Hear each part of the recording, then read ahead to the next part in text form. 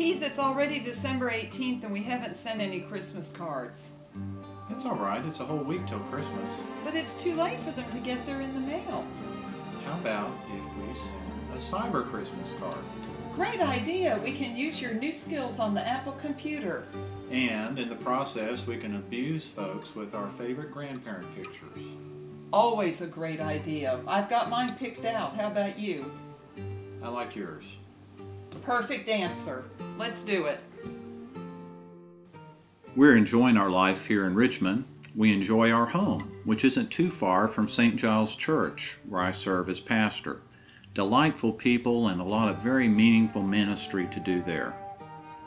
We're also enjoying taking in the sights here in Virginia, a good many of which are historical, like Jamestown and Government Island, and we have a lot more to see. Betsy and Joe came to visit us in January, and we went together to Norfolk, where we saw the family graveyard plot and had lunch with a lot of Hilton cousins. And springtime here is absolutely wonderful. We have loved taking walks and bike rides through the various gardens and parks. A lot of these are near our home, and it was just fabulous to see. In the spring, I went to Kazakhstan, where I could see the ministry that St. Giles has there with orphans and take in the natural beauty of that place. Friends from Atlanta came to visit this spring, which was great. Then I went down there and spent some time with them. And of course, I made my annual trek or two out to Texas to see my bridge buddies. One of our highlights was being in Boston with Dorothy, as she was awarded her Master of Divinity degree from Gordon Conwell Seminary. Annabeth was there too, as were her grandparents, Mimi and Granddaddy. I've had a couple of different jobs this year. I taught a language and practice program for ESL students at VCU, and that was fun. But now I'm serving as the Associate Director for the Presbyterian Coalition. I love working out of my home, and I've traveled a little bit with the job as well. During the spring, we had a little time away at the beach for study and relaxation, saw where the Wright brothers launched their planes. And then in the summer, we were at Montreat for the Christian Life Conference. Of course, our attention was upon our own grandson, Jack. And soon after, we were gathered at Smith Mountain Lake.